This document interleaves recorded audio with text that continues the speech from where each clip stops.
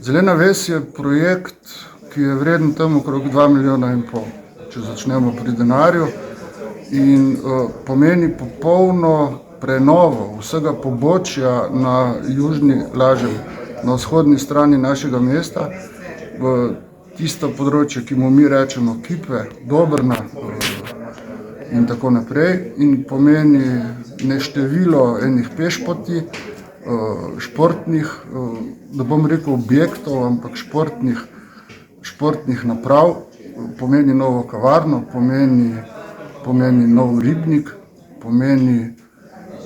nov sadovnjak mestni, pomeni nove vrtove mestne in tako naprej in tako naprej in tako naprej.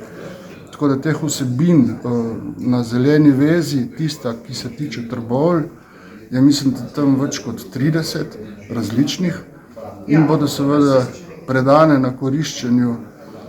našim ljudem tam nekje leta 2027.